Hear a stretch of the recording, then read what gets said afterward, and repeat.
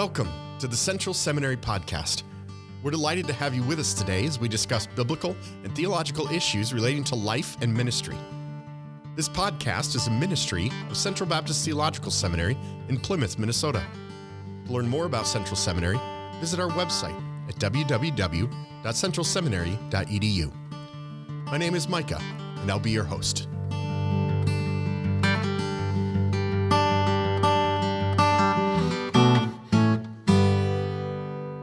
Welcome to the Central Seminary Podcast. We are considering the title, Let Me Tell You How to Vote.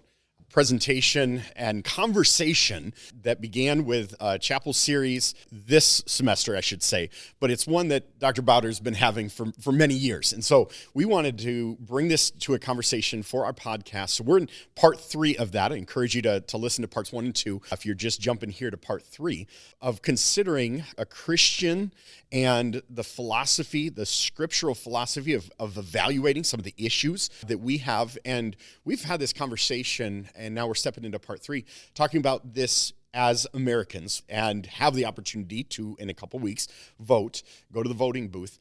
But this has a great encouragement for us as we're beginning conversations with church members that this is a conversation that will continue to go on. So important for us to have. And so we looked at those. I want to just go back through those. And Dr. Bauder, maybe you could just even give us a quick summary of those points that we were able to touch, and then we're going to jump for the last 3 and then begin some practical conversation at the end of this podcast. Sure. I began by saying, by specifying a couple of things that I don't think are issues that we should allow to determine our voting. I don't think we should vote for a candidate based on whether he professes to be or she professes to be a Christian or not. And I certainly don't think that we ought to be voting in favor of our own prosperity. That's not a principled issue. The principled issues that I think we should use as a guide in voting include reputation for integrity, right to life, rule of law, the reality of marriage, sex, and gender, the restraint of evil, and respect for property, as well as the rightness of personal defense. That brings us kind of up to the moment on what we've covered. And as we jump into this discussion, you're bringing these to bear in terms of not necessarily equal meaning for each of these, but these are ones that are important to go back to. They somewhat build on each other, but they are scriptural principles. They are biblical, they are ethical, they are moral. Mm-hmm. We are never, in this day and age, going to find a candidate who lines up on all of them, but all of these should be in our minds as we are choosing between candidates. You mentioned then the 8th of these, a recovery of moral institutions and responsibility. And I'm thinking specifically of 2 institutions here, and they're both related to human flourishing and to livelihood. The first is the institution of work, and the second is the institution of family, and especially of family responsibility, which in some ways I think extends into church responsibility as well. But let's start with the institution of work. The Apostle Paul is very, very clear in 2 Thessalonians 3:10 that if somebody doesn't work, then that person shouldn't get to eat. In other words, Paul is saying that there is no right to be provided for. Now, we recognize there are some people who are incapable of work, the very young or the disabled or the very old. There are some people who simply cannot provide for themselves, and if they haven't been in a position, for example, I think it is the duty of the aged to have prepared for their old age through the years. But when people are in a position where they really can't provide for themselves, then it becomes a duty for others, depending on proximity, and we'll talk about that, depending on proximity, to provide for them.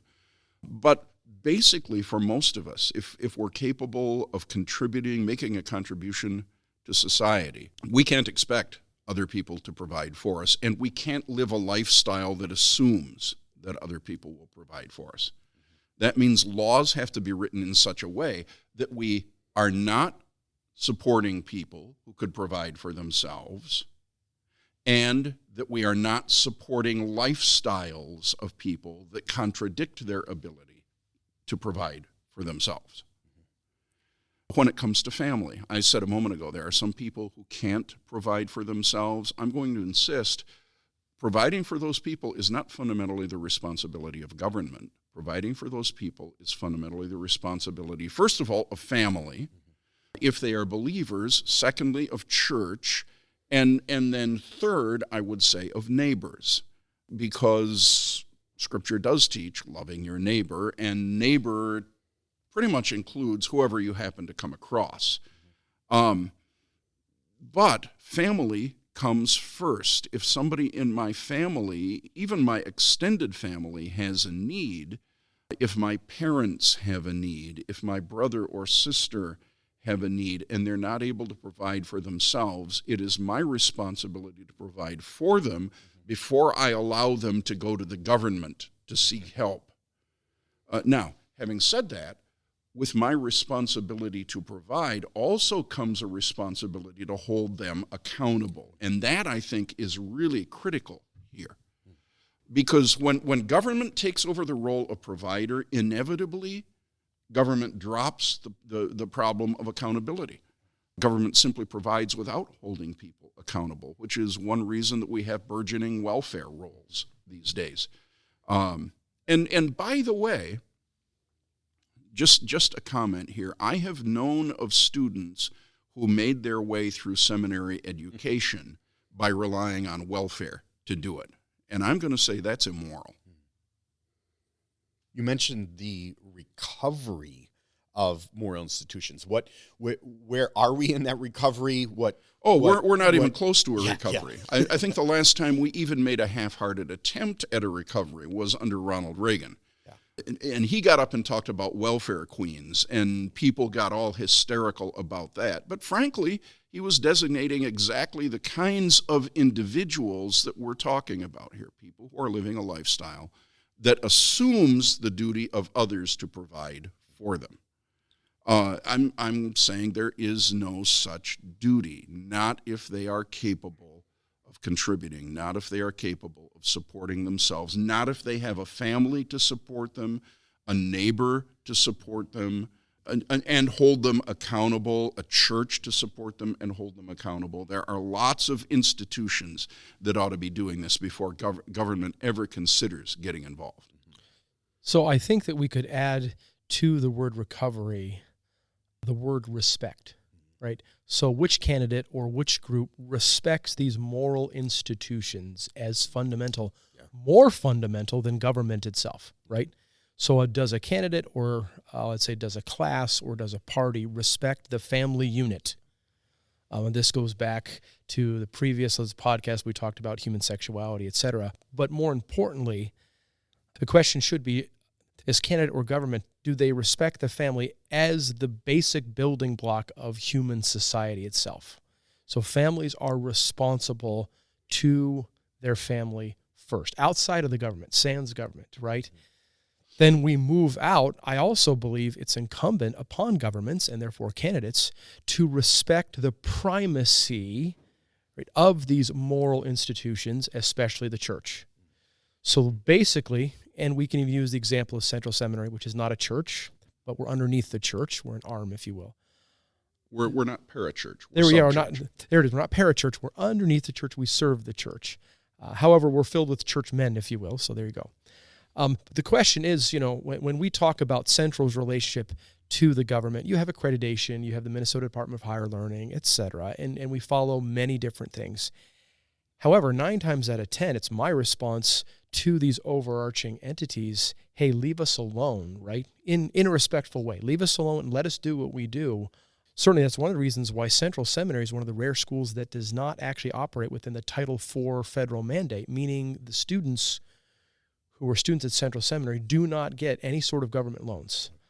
Now, people have looked at me and said, you're crazy. Well, in my opinion, I think that's brilliant because we don't want the government in our back pocket, and we want to impress upon students, as well as their supporting churches, that theological education should be the business of the church, not the government. That's something you can see. I just kind of like tip my cards. I'm a dissenter, right? So I don't actually believe there should be a state church. So I think it's important that if there's a candidate, if there's a party that recognizes that these moral institutions certainly should be recovered, but they need to be respected and recognized, that should be a key. So if you're a church, or if you're a believing family and you have somebody in your family who is preparing for ministry, I said a moment ago that person must not support themselves through seminary. Well, it wouldn't be supporting themselves. Allow the government to support them through seminary. I really do think that it becomes the family's role, the church's role to step in and make the difference there so that this young man can get through seminary into ministry. And don't let him take out loans. There is nothing that will kill ministry like debt. Yeah, and that's not, I don't want to speak for Kevin, but I know in my opinion, I'm not saying it would be wrong for a seminary wife or a seminary woman to use WIC, right, Women, Infants, and Children, get the free cheese and milk, or to take advantage of certain healthcare programs. I don't necessarily see that as incorrect or wrong, but it's the idea that this is now the government's responsibility to get myself, my family, my children through seminary. Yeah, I do see it as wrong, bluntly. Yeah, and we disagree on that, and that's okay. And I'm going to go line up for my free cheese. I'm just teasing.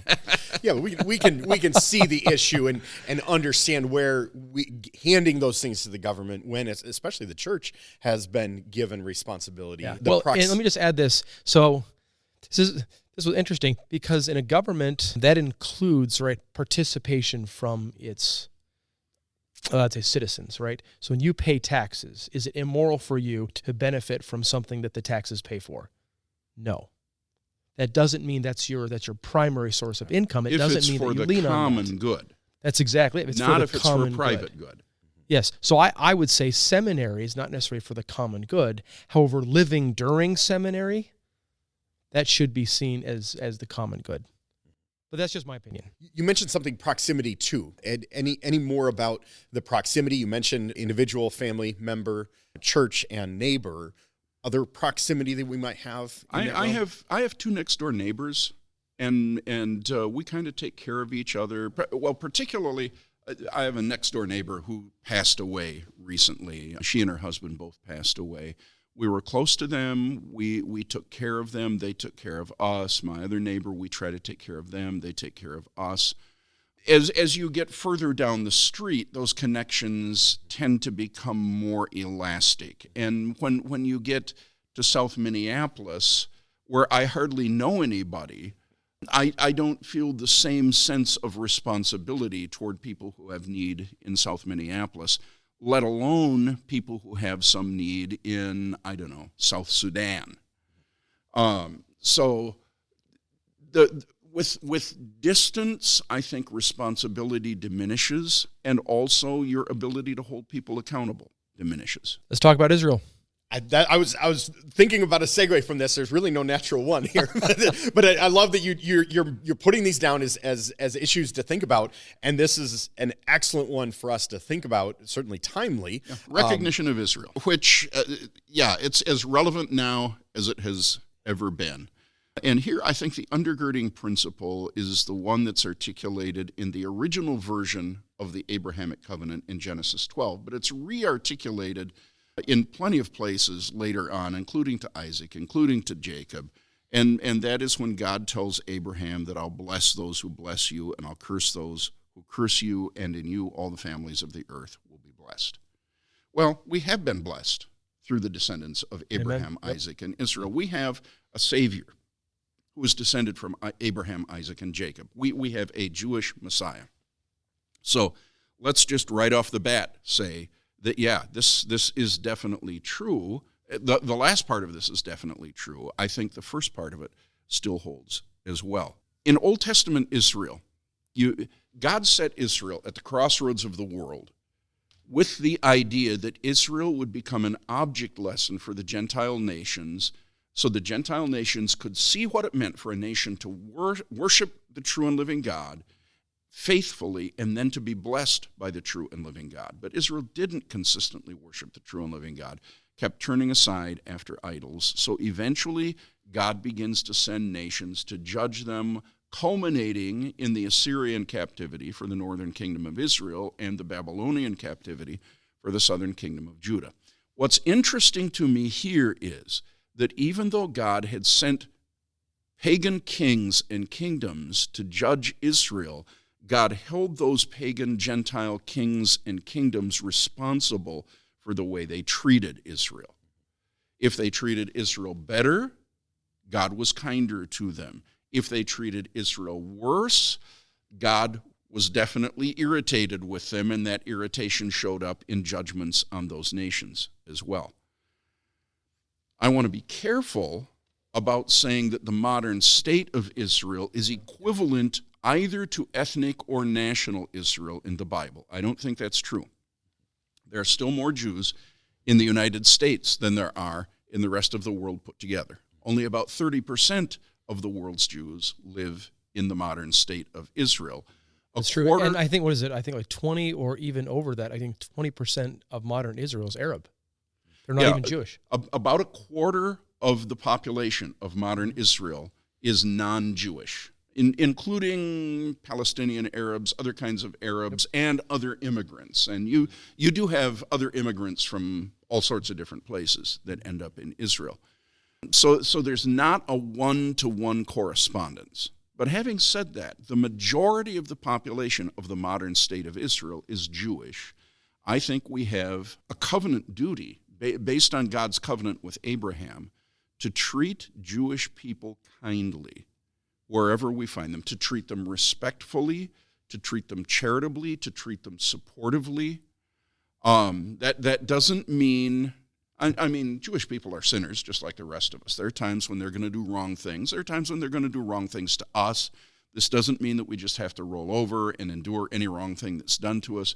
It does mean that we extend the benefit of the doubt, that we maintain respect, and we support Jewish people here, and we support the state of Israel in the Middle East to the fullest extent that we can. As a pastor, and I want to ask you men as pastors, how did you bring this to bear with your congregation, being careful? I mean, you were careful of the conversation, just instructing, okay, hey, I understand that we talk a lot about Israel when we're in the Old Testament and things like that, and being careful of this modern state.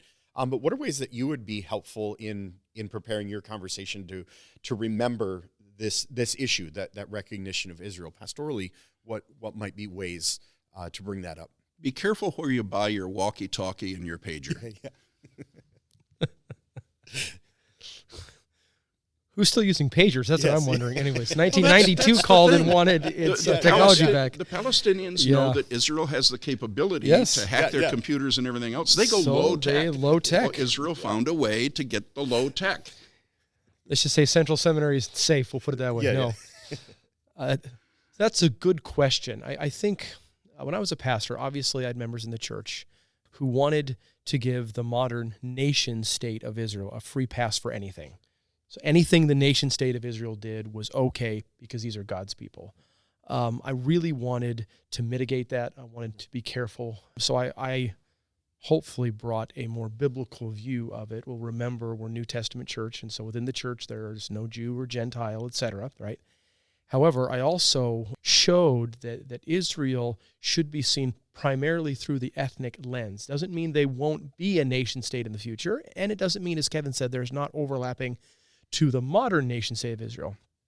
However, that being said, if you see Israel, I think, through the ethnic lens, then your neighbor who's Jewish is a part of Israel, right? So it's more exhaustive, more extensive than simply the geopolitics of the Middle East, which are messy and very difficult, and there are Christians on both sides of it. There are Arab Christians, Arab believers who are brothers and sisters who are suffering greatly at the hand of Israel. That doesn't mean it's immoral, right? I actually think what's going on right now in Israel is just war. Except we need to be careful that this just doesn't give some sort of a carte blanche. You know, you could extrapolate this to America as well. I had people in my church who thought everything America ever did was righteous because somehow we have this unique dispensation from God. Sorry, I'm not an exceptionalist. I don't believe that. I think that there are things that our country have done in the past that are reprehensible. However, there are things that we've done that's good. And so I think we need to be careful, especially as pastors, to not see or let the geopolitics of the day influence our theology to a great extent. And at the end of the day, I think we have to come out in support of Israel, not only because such a plurality of the population is Jewish, majority of the population is Jewish, but also because Israel is really our only dependable ally, and frankly, the only civilized nation in the Middle East. Mm-hmm. They're the only nation that isn't going around blowing up civilians deliberately. You look at the reaction in combat between Hamas and Israel. Israel, the soldiers put themselves between the children and the enemy. Hamas puts the children between themselves and the enemy. That's all you need to know. Yeah, there is no doubt in my mind what's happening now, as horrible as it is, and there are brothers and sisters in Christ who are perishing. Remember that actually Lebanon was at one time the highest concentration of Christians. However, that being said, I think what has happened is really just war. As a matter of fact, what Israel is doing right now, you could almost say is textbook just war. Yeah, they don't have a choice. Yeah. Not if they're going to survive. So, support Israel. And expect civil authorities.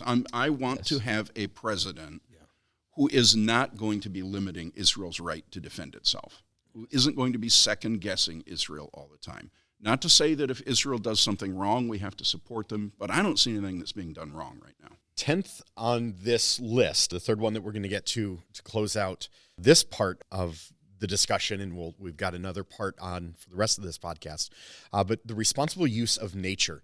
How has that been an issue that candidates might reveal, or then the undergirding part? I mean, obviously, scripturally, we see a responsible use of nature. How can government come alongside that? How do they regulate that or abominate that? Yeah, let's face it. Environmentalism is a huge issue right now. I'm going to argue that environmentalism is a moral issue, and the morality of the thing right now is all going in the wrong direction. The environmentalist movement, I think, is not only badly mistaken, what they are trying to enforce is deeply wrong. It's deeply immoral. Humans were given the responsibility in the original creation to exercise dominion over the created world and to subdue it. That word subdue is a really strong term. You get over into the book of Esther, and you've got this episode where Haman knows that he's been caught. He's going to plead for his life. He runs into Esther's bedchamber and throws himself before her. He wants to plead for his life. At that very moment, Ahasuerus comes in, takes a look at him, completely misreads the situation, assumes he is there to, the text says, subdue her. And it doesn't take a lot of imagination to figure out what kind of subduing he thought was going on. Well, it would have been a very forcible subduing.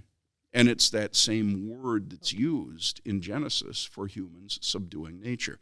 In other words, when God made the world, he created everything in the world in 6 days, including humanity, had a seventh day of rest, but creation was not yet fully brought to order at the end of creation week. Started at a relatively low level of order.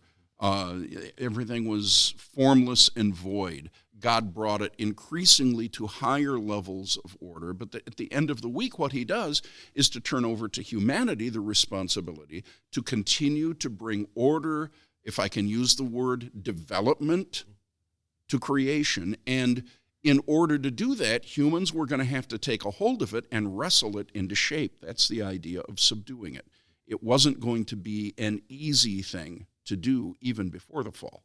Of course, that's been complicated by the fall, and also complicated by the fall is us. We now sometimes take a predatory attitude toward nature.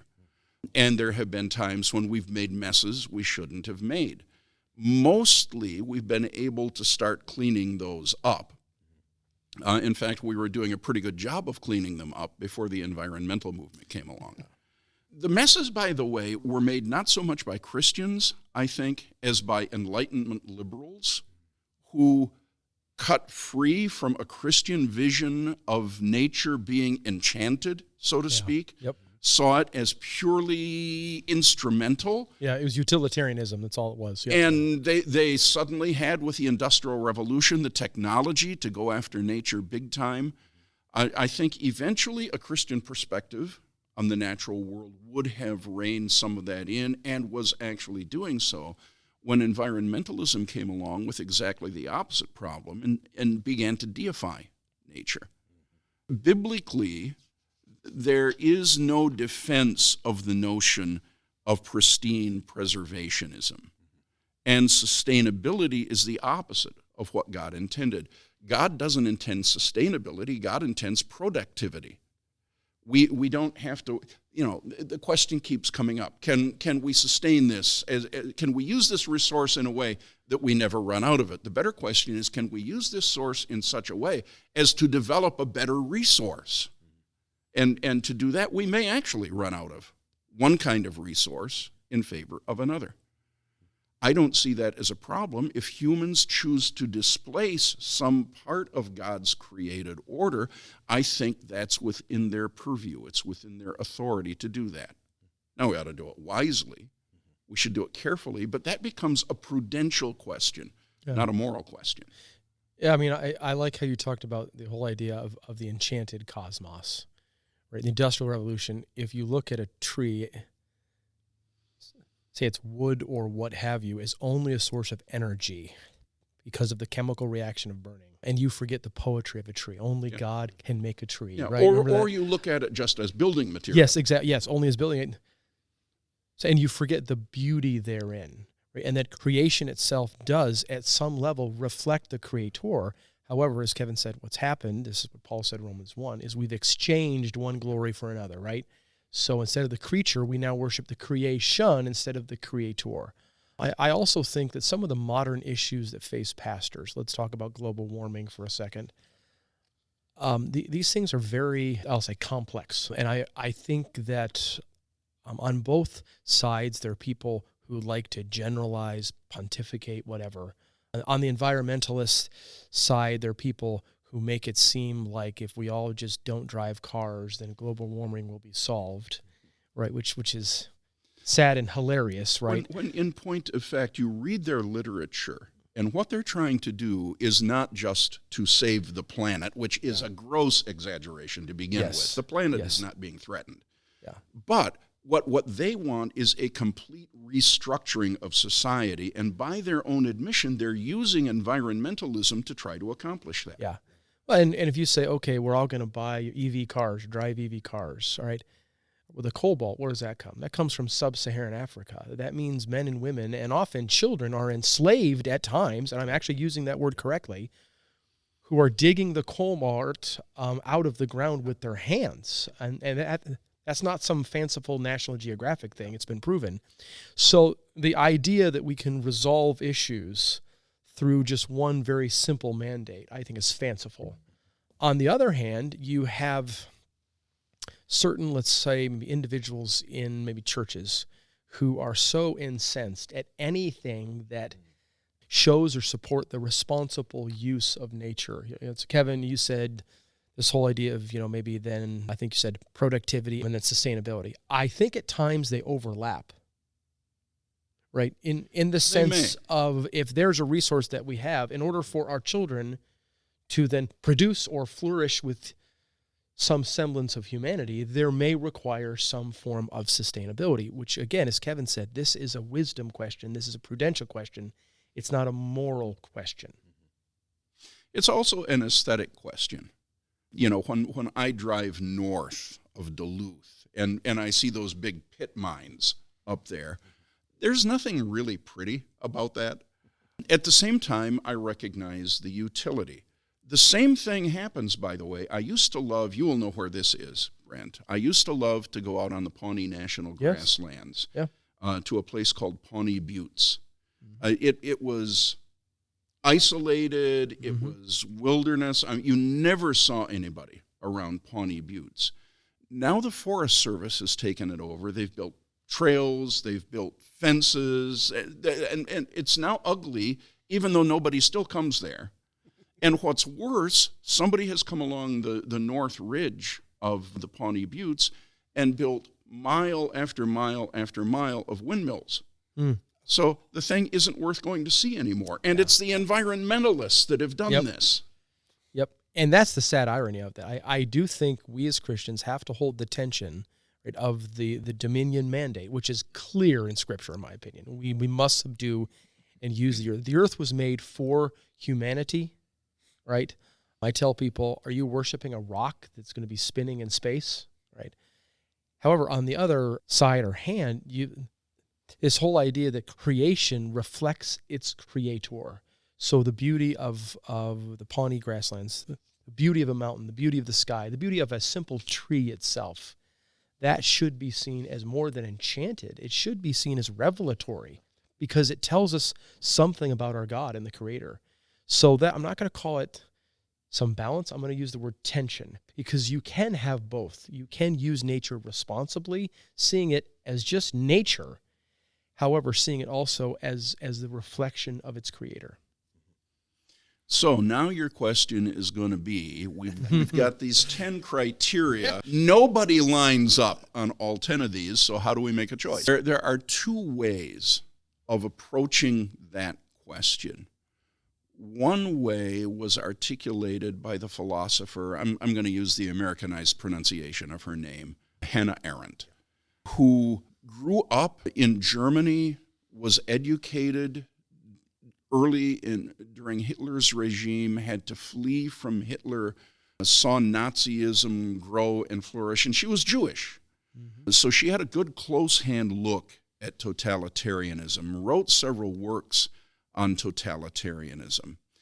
And she was fond of saying that when people choose the lesser of two evils, they need to remember they are still choosing evil. And is that a useful guide at times when it comes to voting? Good question. I think it can be in a sense. I mean, what Arendt was saying, because this was in her work that's called The Critique of Totalitarianism, right? And this whole idea that she's explaining that, well, the Christians, and she even does that in the book, the Christians and the other citizens there in early 1930s, especially 1932 to 1934 Germany there, they had a chance. However, even when Hitler was set up as chancellor and all that stuff that happened, she said, well, they should have done more, except they went with what was more expedient, right? So it was the lesser of the evil. And to be you fair, had the Weimar Republic that was failing, that whole experience, and Hitler comes along and he made the trains run on time. He did, by the way, right? So he kind of rebuilt the economy. He brought them out of the depression that was worse in Germany in the 1930s than it was in America. But he did that through simple despotism and totalitarianism, I should say, excuse me. So the idea of lesser of two evils, I think, expands into that. Yeah, in this case, the lesser evil was totalitarianism and the moral problems that came with that. Yes. The greater evil, as they perceived it, was economic deprivation. Yeah, which was horrific in the late 20s and early 30s in Germany. People were actually starving in the streets. So that whole idea that we need to be careful that we don't see the support of a government or a candidate through the simple lens of utility. Right. Well, he makes the train run on time, which goes back. This is to what Kevin said, I think, in episode 1 of this whole idea that just because a candidate has an economic theory that may benefit your family, that doesn't see it or make it a moral choice. That should be seen way down the line. Because Hitler did do that. He actually improved the economy of Germany. So our problem here is that if Arendt's principle is the only thing we have to go on, we look at the candidates that are running, especially for national office right now, and we have to say none of them line up. Does that mean I can't vote for anybody, or does that mean I have to throw my vote away on some candidate who can never possibly be elected? To tell you the truth, I think there are times when we ought to do that. I don't know, Brent, what do you think? Yeah, I mean, I used to teach several people in my church who had this dilemma, and even my children, the eldest of whom is going to be voting for the very first time in a national election this year. this is what I say: there's always a third option in voting. Now, that doesn't mean there's a third candidate. There may be that. You can go down the line. However, Christians have the option of not voting. And I know that sounds very scandalous, but sometimes by not voting, you're actually making a vote, saying, you know what, give me better options, right? So I do think that sometimes Christians who say, well, I can't vote for the one, I would say never violate your conscience, right? Whatever a man does not in faith is sin. So if you are voting for someone who you think violates what you think God has placed on your heart and your conscience, and even you look at these 10 things that Kevin has laid out, right, the criteria. So if you see someone that says, I cannot see this in anyone, then not voting is an option. That's not the only option. And I think it is an option. Particularly in states where you know that if you're voting for president and you're in an overwhelmingly blue state, let's say, and you know your like vote Minnesota isn't going to make one bit of difference in how things turn out, then by not voting or by voting for some third candidate that you know is never going to get anywhere, you are registering the fact that you are unhappy with the choice that you have been given. But I think there's another way of looking at this as well. And the other way of looking at it is almost the reverse of what Hannah Arendt said. When I read Romans 13, bearing in mind, Paul was writing under Nero. Nero was not as bad as he would become, not yet, but he was still plenty bad. But even writing under Nero, the Apostle Paul says that the governing authority is the minister of God to you for good. Even somebody as wretched a governor as Nero was still better than no government at all. So government, God views as a positive good. Most of the time, I think it would be better to view this situation not as a choice between the lesser of two evils, but as a choice between the greater of two goods. Even when a candidate does not fully support everything that I wished I could see, if that candidate supports enough of it, I may be able to say there is a greater good to be served here by voting for this candidate and by preventing a candidate who would do great evil by getting into office. So I'm going to ask a hypothetical that sadly may not be so very hypothetical in the future. And I'm curious, Kevin, to what you'd say about this, because I think the listeners want to know. Say there are two candidates in the future who do not hold to any of the criteria that you laid out. How should they vote, or what should happen? And I'm honestly curious just to hear what you would respond. You know, if no candidate is committed to any level of virtue, if no candidate is committed to any level of what I think is the common good, then I don't think I'm going to be able to support any candidate. Yeah, I mean, these things I think have to be weighed. And by the way, I have actually made that decision in the Yes, past. as have I. And you can make this at the federal level, the state level, any level. But I do think it's important that we understand that these issues or these 10 things that Kevin has laid out have levels within them. You just said that. Yeah. So it's very rarely a zero-sum game. So there could be elements of some of these that both candidates violate. However, when you mine a little bit deeper, there may be a candidate that comes up that says, you know what, at least at the basic or the essence of this candidate supports the idea.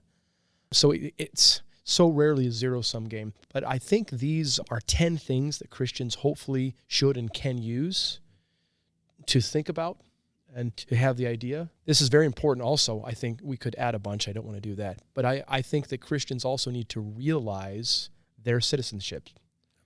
I'm thinking of Paul, right? And it'd be Philippians chapter 3. To realize that we are citizens of heaven.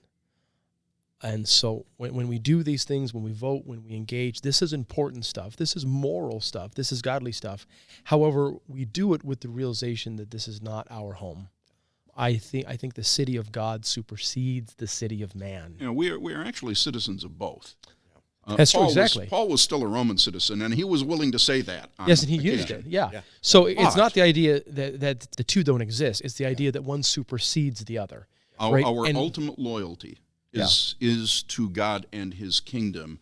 Our loyalty to any civil order is always conditioned. Yeah. So I would say that what these do is that show in the city of man, or the earthly realm, that has to have a reflection in the city of God. So going back to Augustine, wink, Yes. wink, right? So when he talks about the city of God, the city of man, he said that there's a chasm in between. But he said a true statesman has the ability to go in between, right? So that is to say that the city of man, even though it's earthly, even though it's vain, even though it has to do with earthly pursuits, has a reflection of the heavenly city. So therefore, as Christians, we should be the number one reflection of that. So Christians, and by extension the New Testament church, we should be the place in which honor exists, right? Showing how to care for your neighbor as opposed to how the government does, right? To showing this idea of courage, utility, even industry. I think we should be the examples of that because the heavenly city supersedes the earthly city. Absolutely. My name is Brett Williams, and I approve this message.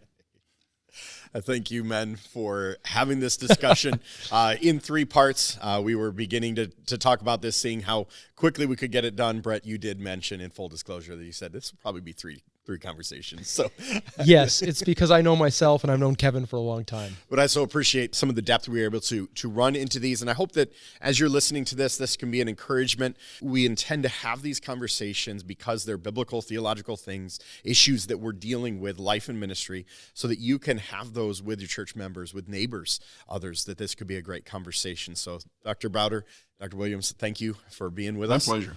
And Absolutely. If you have more that you'd like to learn about Central Seminary and more of how we chew these things over in the classroom, certainly talk to us. Find us on our website. We'd love to talk about this more. So thank you for listening.